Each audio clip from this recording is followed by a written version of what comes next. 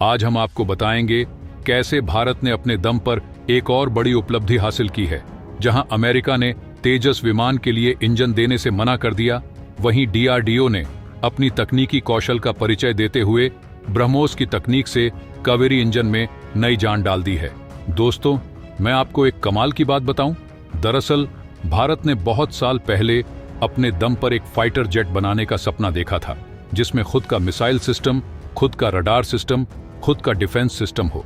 लेकिन दिक्कत की बात यह थी कि भारत फाइटर जेट का दिल कहे जाने वाले जेट इंजन को नहीं बना पा रहा था। लेकिन अब वर्षों की कड़ी मेहनत के बाद भारत का यह सपना साकार होता हुआ दिखाई दे रहा है।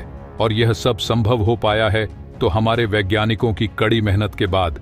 इसलिए वीडियो में आगे जाने से पहले हमारे वैज्ञानिकों के सम्मान में वीडियो को लाइक करते हुए कमेंट बॉक्स में जय हिंद जरूर लिखें।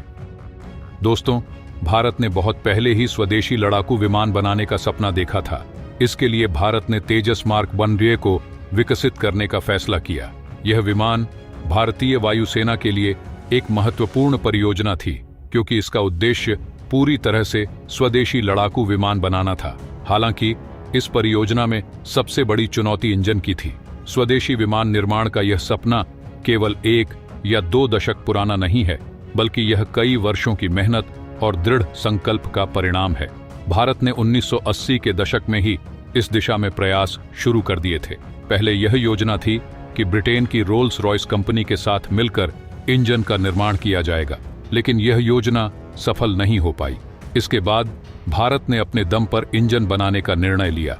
भारत ने अपने तेजस विमानों के लिए इंजन बनाने में कई कठिनाइयों का सामना किया। पहले भारत ने अमेरिका और फ्रांस से मदद मांगी थी। ब्रिटेन ने भी अपनी तकनीक शेयर करने की इच्छा जताई थी, लेकिन यह मदद पूरी तरह से पर्याप्त नहीं थी। इंजन की कमी के कारण तेजस परियोजना में देरी हो रही थी। अमेरिका से F-404 इंजन के लिए करार किया गया था, लेकिन अमेरिका ने हर महीने केवल 1 या 2 इंजन देने का वादा किया। यह संख्या तेजस विमानों के निर्माण के लिए पर्याप्त नहीं थी।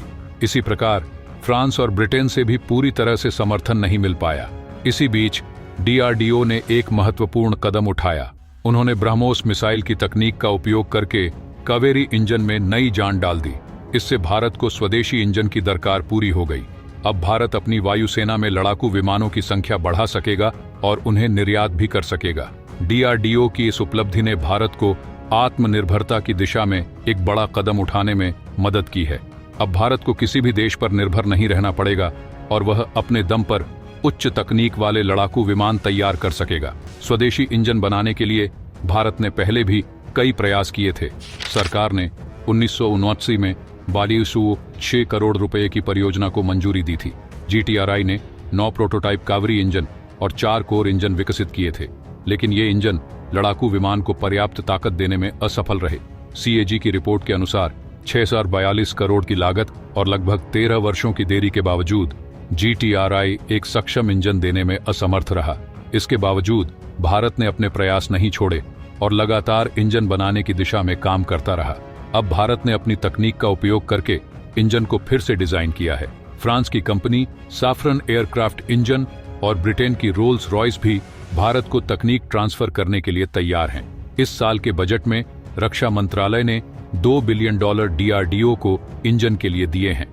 भारत अब अपनी तकनीक का उपयोग करके इंजन को फिर से डिजाइन कर रहा है।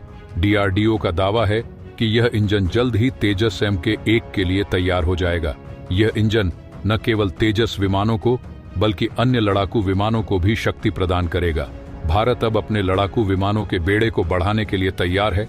तेजस MK-1 और तेजस MK-2 के लिए बड़े ऑर्डर दिए गए हैं।